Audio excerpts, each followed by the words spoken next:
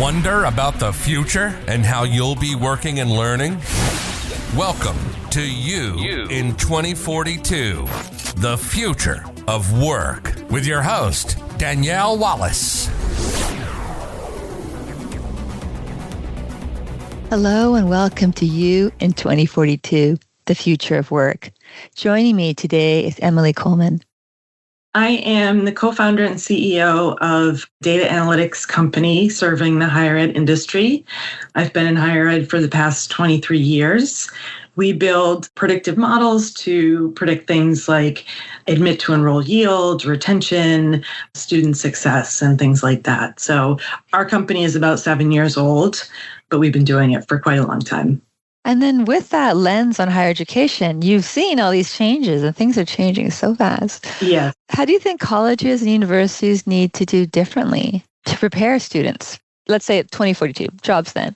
Yeah, I think right now data science is huge, AI is huge, and I think that those things are really important for colleges to be offering programs in that.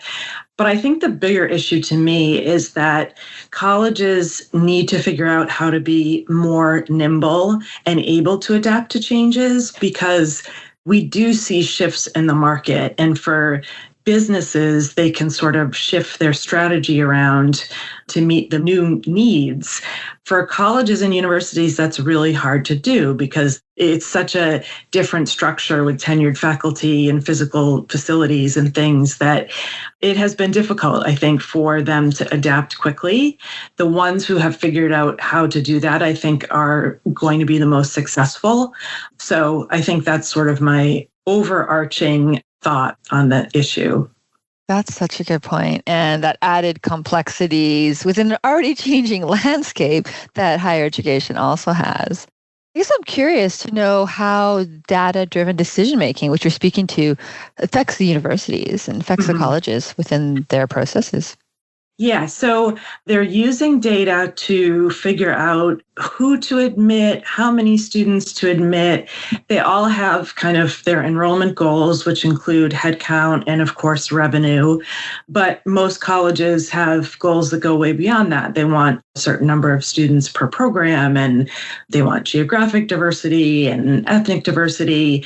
So universities' enrollment management offices are using predictive modeling to determine how they can best use their financial aid in order to meet their enrollment goals, because, of course, there's always a limit on the amount of financial aid, a school has to offer. But most colleges rely so heavily on tuition for their main source of revenue that they've had to be very strategic and understand exactly the effect of financial aid on students' decisions. They have to look at things like retention and kind of creating students who are satisfied with their experience and who are successful. So, within that, there's a lot of intuition and, people who have been doing it for a long time. But right alongside that, I would say an equal part is using data and letting that inform or confirm or deny assumptions that people are using. And it definitely is very, very widespread for universities to be using data now. And then for that use of data, how does that influence job readiness, would you say? Students now are coming out of college with generally some sort of coursework in data or statistics or something related to that. And I do think it's something that should be embraced by all professions. Obviously, if you're in like a creative field, art or writing, it may not be as relevant, but those are very specific audiences who have specific career goals. Whereas for most other people going into a variety of professions, they will encounter data or data-driven decision-making. And the more that they understand about that, I think the better off they will be. So building on that, though, I know a lot of students are questioning the value of a traditional degree. That's a whole interesting topic on itself. With that in mind, what alternative education models do you think we might be looking out to as we create a workforce that is ready? So before the pandemic, there were some schools that had, they were offering a lot of online classes and they were very successful in doing that. When the pandemic hit, every institution almost had to figure out how to shift to an online teaching model. And I think that was very painful in a lot of ways, and it was a big adjustment.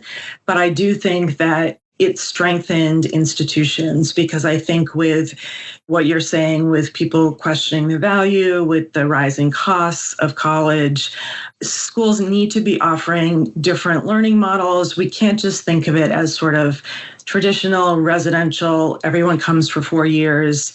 That just isn't practical anymore. And so families and students, they want to know about job outcomes. They want to make sure that they'll get that return on investment. And if institutions can sort of meet students where they are, which is a variety of places, they may be working full-time, the parents or have families or older non-traditional students, if they can kind of figure out a way to meet all of those students where they are, they'll be more successful in the long run. So it's really for the education system, then also the students themselves, thinking with that end in mind, and then what's the best solution to meet that. And it sounds like universities and colleges themselves have a ways of being able to adapt to meet that. Yes. A lot of schools have figured out how to shorten degrees, so they'll offer kind of accelerated degrees, which a lot of students take advantage of just to save on a year of tuition. Can make a big difference.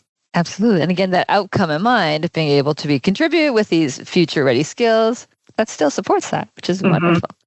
Emily, I love your insights on higher education, on data, and I'm sure our listeners would love to hear more from you.